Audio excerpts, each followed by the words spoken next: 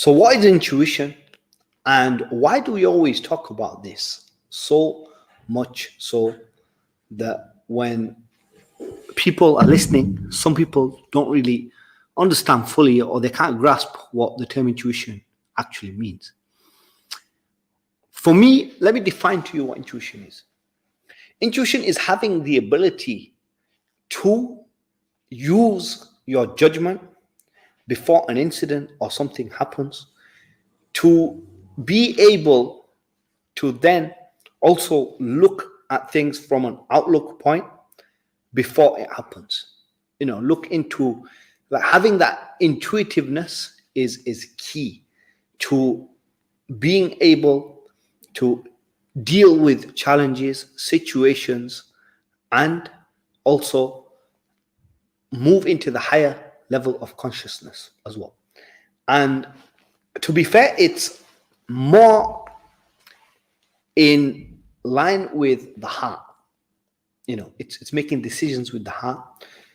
It's developing the intellect as well as the heart, combining the intellect with the heart and making decisions on that basis.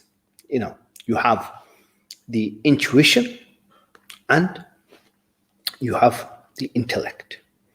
Combine those two together and you have intuition at the highest level. The consciousness, you raise it and so on. And that's what it is. And I'm going to touch on a few things in details. And today I want to talk about the general communities, especially within the Bain communities and even other communities. What we see is many people are making a lot of judgments, etc. And what they don't really see is the good side of things.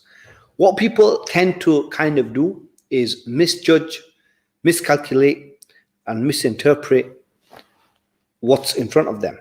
So, for example, let me go through my community.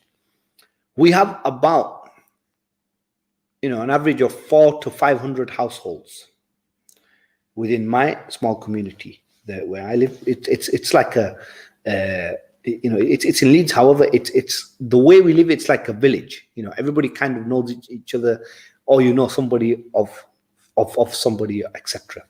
So that's how we live. And even from the other communities, people know people. We grew up together. It's an urban environment as well.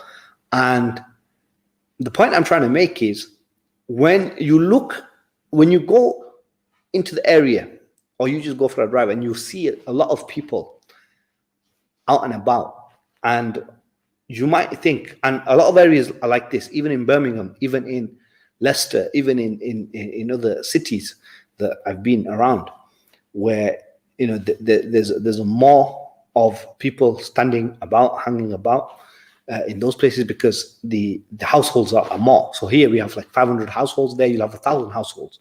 So of course there'll be more people standing around the corners, etc. A lot of these are youths, which even when I was growing up, we did this. We stood around street corners, etc. And sometimes we got up to mischief, and sometimes we just did stuff, And there are the few bad apples as well in those corners, etc., doing their things that they do, which I say is a bad habit for them, etc. And what people tend to do is they'll come in and they'll make a judgment like the whole area is becoming corrupt, or the whole society is being negligence in terms of their morals, in terms of their ethics, in terms of their behaviors, and so many other things which I don't want to touch on. I don't want to go deep on.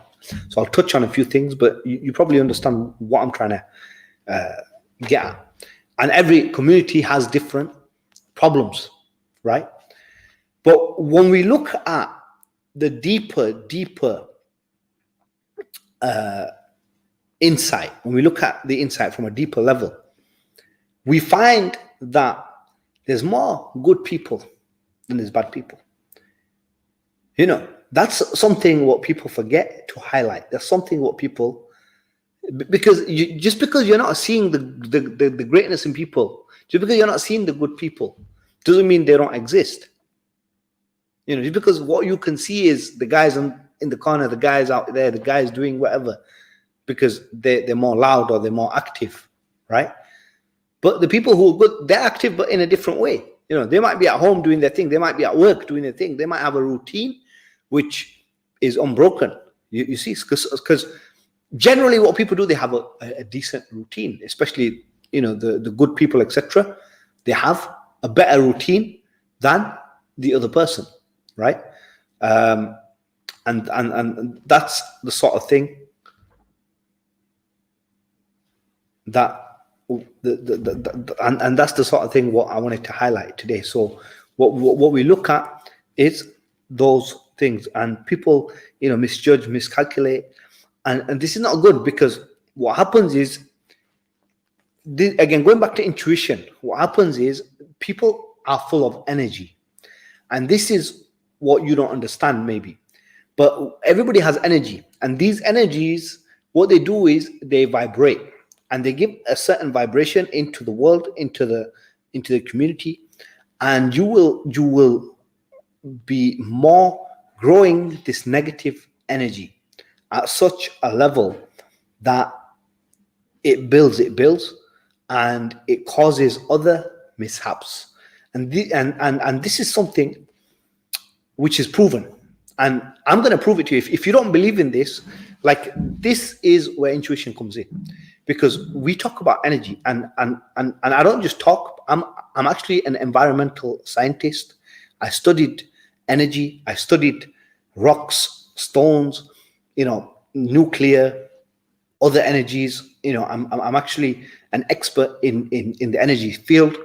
Not only the traditional energy, like we're talking the energy sector. You know, I'm a professional. I was a professional for over 15 years within the energy sector itself, the UK energy sector, meaning how you get your electricity, how you get your gas, how you get all your other utility energy, etc.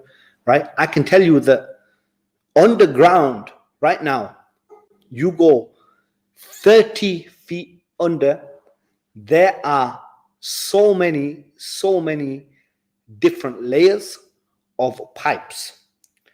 We have pipes and layers right now that they're building for the fiber communications.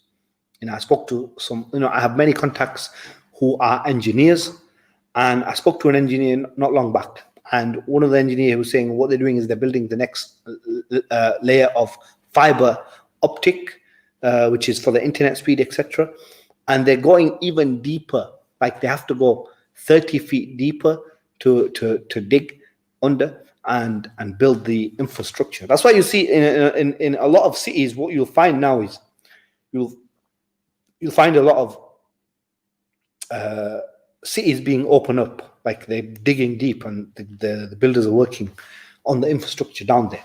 So, you know, just something I thought I'll share. But going back with the energy is energy, whether it's science or whether it's your energy or whether it's from a different source, right? And we know of this because even our bodies give out energy. Like, if you've ever done any sports, let me give you an example. When you performed at a top level in a sport or in something, right, you will know that when you're performing at that high level, the energy levels are at a high level, right? Something happens and it's hard to explain, but why is that? And by the end of the day, you're exhausted because the energy isn't there. Like, anybody who's a performer, who does performance, who does performing arts, who does anything to do with these things, it takes a lot of energy out of you, right?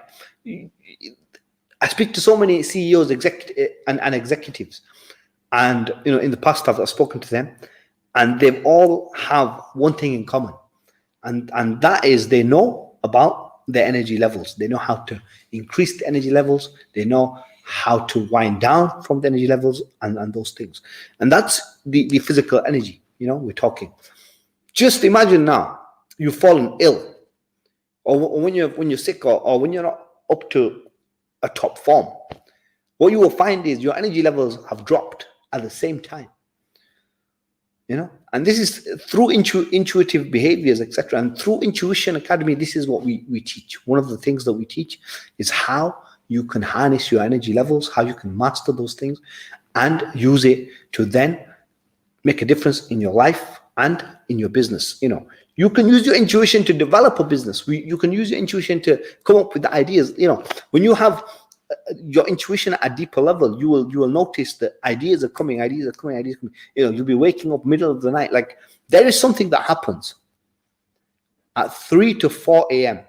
every single night, which many of you may be aware of, may not be aware of. But if you haven't got up at 3 or 4 in the morning, right, then you will not experience this thing. I'm just going to check one thing. Right?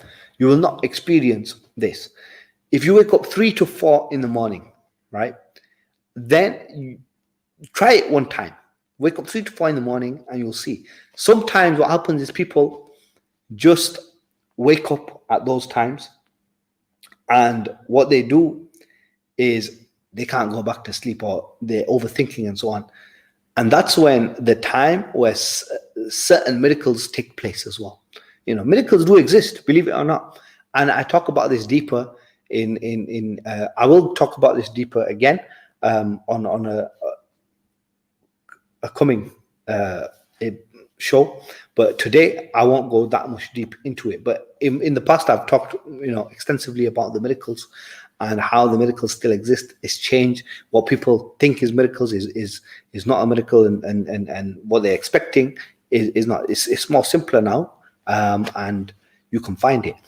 And so that's one of the things I wanted to highlight again.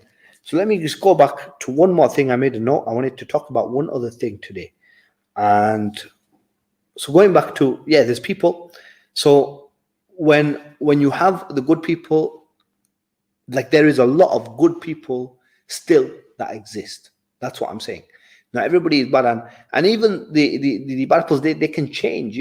I've been there. I'm telling you, like, people have good intentions. Not everyone. I mean, there's people who have bad intentions as well. But deep down, people have goodness, and deep down, people have great potential, even, right? And what you can do is you can do a few things that will uplift your potential, and one of those things is making a change one or two things, change one habit at a time, make a goal, strive for that goal, achieve, and I spoke about this in one of the previous talks, but I'll mention it again. We found that one of the things that makes people happy, if you want to be happy in your life, that you want to have that smile every day, guess what? Become an achiever, right? Let me give you an example. Some people, what they think is they're underachievers, or they haven't achieved nothing. Let me tell you, you need to embrace this achievement. Even if you've passed your driving test, that is still an achievement, right?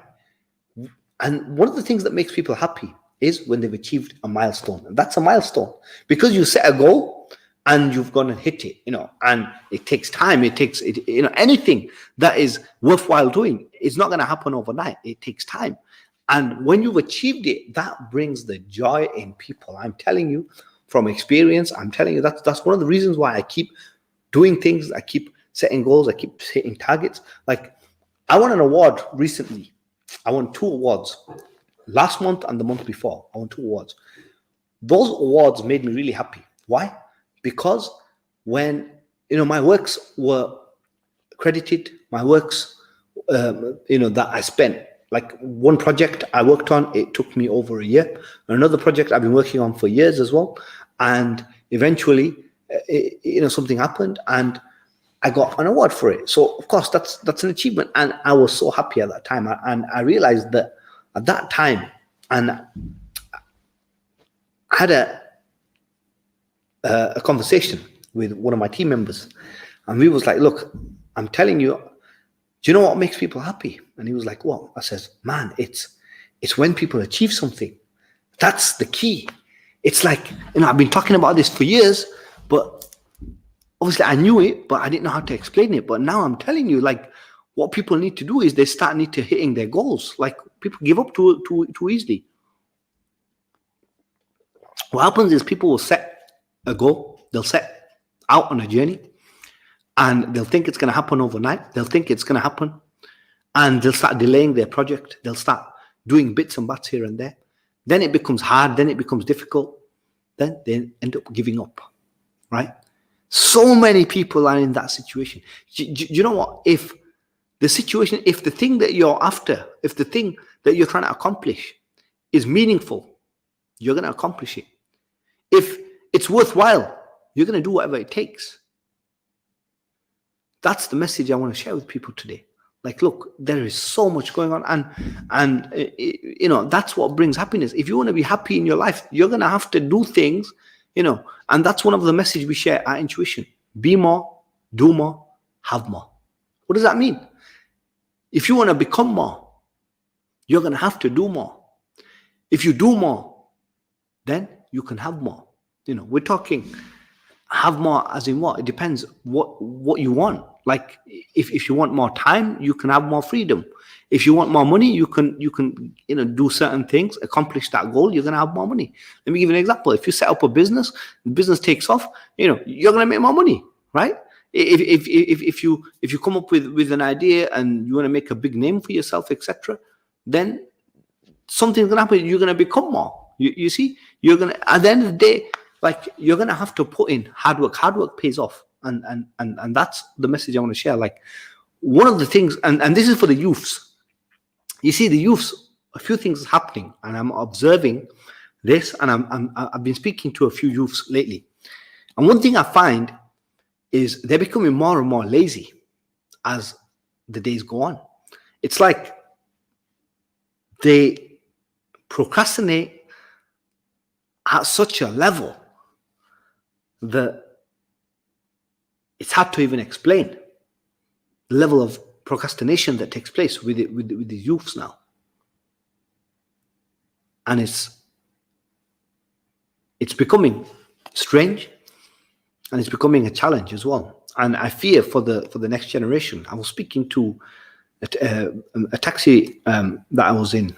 I was speaking to the driver, and he was like, this was only last week, and he was like, do you know what's going on with the next generation of youths, etc.? And he tried to, probe me on a few things, and I was like, look, I don't know, like, what do you think? And he was like, I think it's really bad. The people, they're not focusing on anything, they're not putting any thing into use, they're not using their brains, they're not. And I said, look, one of the challenges that we're facing is getting people to listen, because that's what we do at Intuition Academy. We're trying to help the youth. We're trying to help people become more, be more, do more, and become more active and gain something more valuable, be it a skill, be it a lesson, be it something practical, be it some way that they can move forward, right? Because at the end of the day, like, what happens is a lot of people think they can do it all themselves. That is not the reality. The reality is something different. You're going to need, like, people say, I'm self-made, and this, that, right? Nobody's self-made. Put it that way. The reality is nobody's self-made. You had some support somewhere. You had somebody helping you somewhere, and maybe you don't want to admit it, but believe me, you had some help somewhere. You had some support somewhere. Then you were made. Do you know what I mean? Nobody's self-made. It doesn't, it's a misconception, right? One of the biggest misconceptions that we deal with today is the self-made misconception. And I leave you with that. So thank you very much, guys. Keep looking out for more and more content that we're producing here. And peace out. Look out for the website. If you're interested in looking at joining Intuition Academy's launch on January the 7th, we're launching our new program where this is going to be a unique program. This is going to be on like the 1st and 2nd of January. I'll have some more information for it. I'll be doing a presentation on it, so look out for that, and I'll give you the details then. Thank you very much, guys. Bye.